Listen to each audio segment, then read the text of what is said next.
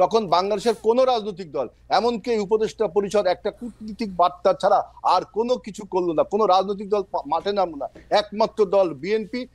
আপনার Indian embassy আমরা অবরোধ করে আমাদের প্রতিবাদ জেনেছি, আমরা সীমান্তব্যাপী লং মার্চ করে আমরা ইন্ডিয়ার বিরুদ্ধে দুটো বিষয় শুধু হেলাল ভাই দুটো বিষয় হেলাল ভাই এই যে পলিটিক্স, এই লাইং গুলো কিন্তু আমাদের অনৈক্য তৈরি করে। হেলাল ভাই দুইটা বিষয় একটু কথা বলতে হবে।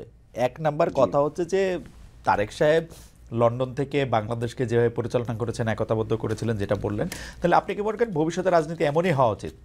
বিদেশে থাকেন, মাঠে থেকে উনি তো 6 মাস পরেও তাই করতেছেন, 6 মাস পরে তাই করতেছেন, তাই না? আপনি দেখেন, হি হ্যাজ টু লিভ, না 6 মাস পরেও তো তাই করতেছেন, মানে এইটাই হওয়া উচিত তো আসলে, মাঠে না গিয়ে আমরা ভার্চুয়ালি দেখলাম। না এটাই তো পৃথিবীর ইতিহাসে কি এগুলো নেই? আছে, মানে এইটাই থাকা উচিত কিনা আমি সেটা বলতেছি, ভবিষ্যতে তাই হওয়া উচিত কিনা? ভবিষ্যতে তাই হওয়া উচিত মাফিয়া না, যদি বাংলাদেশে মাফিয়া সরকার থাকে তারপরে আরো 6 মাস গেছে ভাই, তারপরে আরো 6 মাস গেছে ভাই, আপনি তারপরে 6 মাস গেছে। বাংলাদেশ কি আপনি মনে করেন এখনো স্থিতিশীল রয়েছে? বাংলাদেশ কি এখনো নিরাপত্তার মধ্যে রয়েছে? শুধু স্থিতিশীল হওয়ার পরেই উনি আসবেন? না, বাংলাদেশ কি এখনো নিরাপত্তার মধ্যে রয়েছে? না, মানে বাংলাদেশে যদি নিরাপত্তা প্রতিষ্ঠিত হয় তাহলেই উনি শুধু আসবেন?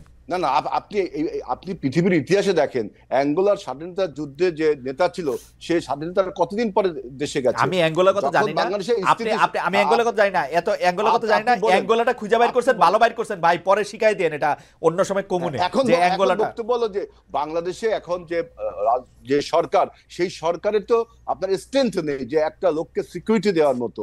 আপনার বাংলাদেশে এখনো প্রতিবেশী রাষ্ট্রের ব্রেন, না আপনি দেখেন প্রতিবেশী রাষ্ট্রের ব্রেন চাইল্ডরা বাংলাদেশে রয়ে গেছে। এমনকি প্রতিবেশী রাষ্ট্রের ব্রেন চাইল্ডরা রয়ে গেছে এখন। এবং কিভাবে বোঝা যাবে যে ব্রেন চাইল্ডরা চলে গেছে? ব্রেন চাইল্ডরা চলে গেছে কিভাবে বোঝা যাবে? আপনি দেখেন বাংলাদেশে যদি একটা আপনার এখনো পরাজিত শক্তি, মাফিয়া শক্তির যারা প্রশাসনে ছিল, পুলিশে ছিল, তারা এখনো বীর দর্পে বিভিন্ন আপনার প্রশাসনে রয়ে গেছে। এমন একটা অবস্থার সৃষ্টি হয়েছে বাংলাদেশের আইন শৃঙ্খলার পরিস্থিতির যে অবনতি হয়েছে এই সরকারের। আমি আর কথা বলতে চাই না, অ্যাঙ্গোলার উদাহরণটা দেখে নিব না, এটা নিয়ে আর কথা বলতে চাই না। আমি আপনার একটু বলি, ভারত নিয়ে কিন্তু বিএনপির অবস্থান আমি সবসময় ডুবিয়াস দেখি। আপনার মনে থাকবে 2001 সালে, আমি শুধু 2001 সালে বলি, 2001 সালে ভারত ক্ষমতা আসার পরে প্রথমে বলতে শুরু করেছিল যে বিবিআনার গ্যাস, বিএনপি বলতে শুরু করেছিল যে বিবিআনার গ্যাস সে পুরোটা দিল্লিতে রপ্তানি করতে চায়।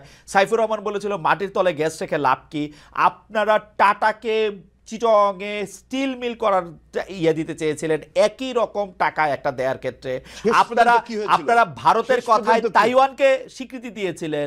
মানে বিএনপির কিন্তু বোঝা যায় না ভারত নিয়ে আসলে। না, তাইওয়ানের সাথে ভারতের সম্পর্ক ওইটা অন্য জিনিস, সবকিছু নিয়ে সবকিছু সম্পর্কে আপনি জানেন। বিবিআনের গ্যাস বলেন আর আমাদের মাটির তলের গ্যাস, শেষ পর্যন্ত কি বাংলাদেশ ভারতের কাছে গ্যাস দিতে পারে নাই তো? কারণ শেখ হাসিনা জামাত ইসলামী দুইটাই আন্দোলন করছিল, বামদের নেতৃত্বে শেখ হাসিনা আর জামাত ইসলামী আলাদা না, এই গ্যাস দেওয়ার ব্যাপারে আলাদা আন্দোলন করছে। তাইলে হাসিনা যখন গ্যাস বিক্রি করলো তখন তারা আন্দোলনটা করলো না কেন? হাসিনা কোথায় গ্যাস বিক্রি করছে? হাসিনা গ্যাস বিক্রি করছে।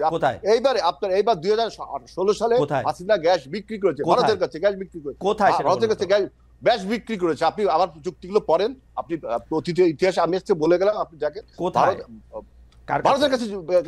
জামাত ইসলামী তো তখন আপনাদের লগে ছিল না, জামাত ইসলামী আন্দোলন করে নাই, ঠিক বলছেন, কিন্তু আপনারা গ্যাস দিতে চাইছিলেন, পুরা বিবিআনা দিল্লিতে চলে যাবে সরাসরি। সেটা তো আপনি চাইছিলেন, আমরা কি দিয়েছি? না, রক্ত দিয়ে ঠেকানো হয়েছে, এটা রক্ত দিয়ে 4 দিন হরতাল লাগছে রে ভাই। না ভাই, এটা কিন্তু তখন জামাত বা আওয়ামী লীগ না, জামাত তখন আপনাদের লগেই, জামাত তো আপনাদের মন্ত্রী। আওয়ামী লীগ এবং বামরা তেল গ্যাস বিদ্যুৎ বন্ধ রক্ষা কমিটি না, তখন আমরা কোনো ভারতের কাছে আমরা গ্যাস বিক্রি করিনি, একমাত্র দল আওয়ামী লীগ গ্যাস বিক্রি করেছে। এই তথ্য আপনি দেখে নিন যে একমাত্র দল আওয়ামী লীগ যারা গ্যাস বিক্রি করেছে। আওয়ামী লীগের গ্যাস বিক্রির কথা আমি জানি না, আওয়ামী লীগ আর অ্যাঙ্গোলার কিচ্ছাটা আপনি আমাদের দিয়েন, আমি এটার মধ্যে আলাদা করে দেখব না। আর আমি একটু আবার মাসুদ ভাইয়ের কাছে যাই। মাসুদ ভাই, ডক্টর মোহাম্মদ ইউনূসকে এই অন্তর্বর্তীকালীন সরকারের প্রধান করার ব্যাপারে কি আপনাদের প্রস্তাব ছিল? আপনাদের এক ঐক্যমত ছিল নাকি এটা কি ছিল আসলে? মানে আপনারা ডক্টর মোহাম্মদ ইউনূস যে অন্তর্বর্তীকালীন সরকার প্রধান হবেন, এটার ব্যাপারে আপনারা what did you do? দুটো বিষয় একটু সংযুক্ত করে নেই। সেটা হচ্ছে যে আমাদের বলা হয়েছে যে আমরা একটাকে বলা হয়েছে ভারতে পালিয়েছে আর একটা পরাজিত শক্তি। তো তো এই জায়গায় আসলে আমাদের ক্লিয়ারেন্সটা থাকা প্রয়োজন যে বাংলাদেশের মানুষের কাছে কিন্তু বিষয়টা খুব পরিষ্কার। এটা নিয়ে এখন আর ধোঁয়াশা তৈরি যে বা যারাই করবেন, এই বিতর্কের জায়গাটা 2024-এ জুলাই আগস্টের মাধ্যমে আরো বেশি পরিষ্কার হয়েছে যে অতীতের বিষয়গুলোকে আর বেশি টানাটানি না করে বর্তমান এবং ভবিষ্যৎকে ধারণ করে এগিয়ে যাওয়াটার মধ্যেই আমাদের কল্যাণ। আমার মনে হয় সেই জায়গাটা পিছনে ফিরে ফিরে বারবার যখন আমাদের আর কোনো রেকর্ড বাজাবার সুযোগ নেই, আমাদের যারা মন্ত্রী ছিলেন, আমাদের যারা সংসদ সদস্য ছিলেন, ইভেন দো আমাদের যারা রাজনীতিতে ফাঁসির মঞ্চে গিয়েছেন, কোনো অন্যায়ের কাছে আপোষ করেন নাই, তাদের কোনো ভিডিও পাওয়া যাবে না, রেকর্ড পাওয়া যাবে না, অডিও কল পাওয়া যাবে না, অথচ এরকম ভিডিও কল পাওয়া যাবে বা অডিও বার্তা পাওয়া যাবে। সেরকম বিষয়গুলোকে সামনে রেখে তো এখন জনগণ ভাবছে যে আবার একদল ভারতের অনুকম্পা নিয়ে 16 বছর থাকার চেষ্টা করেছে, অঙ্গরাজ্য বানিয়েছে, ইলিশ মাছ আমরা খেতে পারিনি তাদেরকে পাঠানো হয়েছে। আবার এখন ঠিক একই কথা বলে জামাত ইসলামীকে ওই সময় যেমন দাবিয়ে রাখার চেষ্টা করা হয়েছে, বিতর্কিত করার চেষ্টা করা হয়েছে, জনগণ থেকে আলাদা করার চেষ্টা করা হয়েছে, ঠিক একই কথা যখন যদি আমি বলি তাহলে আমাকেও তো জনগণ ধরে নিবে যে আমি বোধহয় সেই একই পন্থা অবলম্বন করে আবার বাংলাদেশকে ওই একই রাষ্ট্রের করদ রাজ্যে বা অঙ্গরাজ্যে বা তাদের অনুকম্পা নিয়ে বোধহয় আমরা আবার ক্ষমতায় যাওয়ার একটা ষড়যন্ত্র বা একটা পরিকল্পনা আমরা করছি। এটা যথার্থ হবে না এবং এই জায়গাটা দেশের জন্য কল্যাণ হবে না, সেটা আমাদের সকলেরই স্মরণে রাখা প্রয়োজন। দ্বিতীয় হচ্ছে যে আমাদের শ্রদ্ধেয় প্রধান উপদেষ্টা, আমার এখানে একটু ছোট করে জানতে চাওয়া আছে, আপনাদের যে মানে করদ রাজ্যে পরিণত হওয়া আরেকটা দেশের, সেটা কি শুধু আওয়ামী লীগের এগেনস্টেই বলেন নাকি বিএনপির এগেনস্টেও বলেন? বিএনপিও ক্ষমতায় আসলে করদ রাজ্যই হয়। এবং আপনাদের এই বয়ান কখনোই চেঞ্জ হয় না। 1971 সাল ছিল ভারতীয় ষড়যন্ত্রের তৈরি একটা কাহিনী, ওই ভারতীয় ষড়যন্ত্র, ওই ভারত বিরোধিতা, আপনারা এটা পপুলিস্ট জায়গা থেকে এই ব্যাপারটা বলতেই থাকেন। এবং না, এটা ঠিকই আছে, এটা বলতে হবে আমাদের, এবং এটা করে কিন্তু আপনারা মুক্তিযুদ্ধের বিতর্কিত করেন, কিন্তু আপনারা কিন্তু প্রতি মুহূর্তে মুক্তিযুদ্ধকে ছোট করেন, প্রতি মুহূর্তে 1971 সালকে অস্বীকার করেন, প্রতিটা মুহূর্তে আপনারা করতে থাকেন।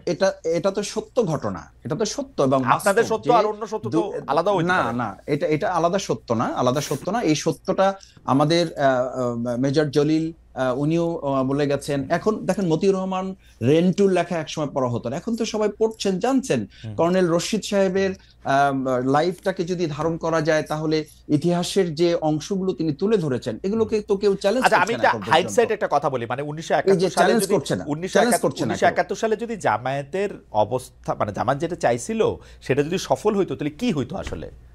মানে ভারত এই ষড়যন্ত্র করে আর কিছু করতো, এতটা বাংলাদেশ স্বাধীন হতো না? এই তো স্বাধীন হতো, বাংলাদেশ স্বাধীন হতো, বাংলাদেশ ভারতের সাহায্য ছাড়াও স্বাধীন হতো, ভারতের স্বাধীনতা ছাড়াও স্বাধীন হতো।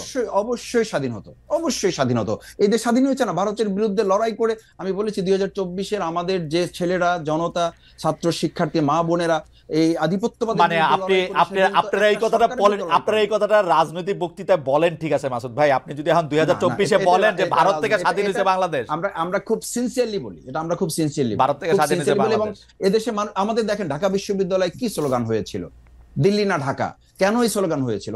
এই স্লোগান আপনারা দিবেন রে ভাই, আপনারা এই স্লোগান আপনারা দিবেন। দিল্লি না ঢাকা স্লোগান ছিল না এখানের মধ্যে। দিল্লি না স্লোগান আপনাদের পুশ করা স্লোগান। এই স্লোগানের মধ্যে কোটানা মেধা ছিল, এই স্লোগানের মধ্যে হাসিনার পতন ছিল, এইটার মধ্যে থেকে আমাদের ভোট দেওয়ার কথা ছিল, অনেক কিছু ছিল। আপনারা দিল্লি না ঢাকা এই বয়ান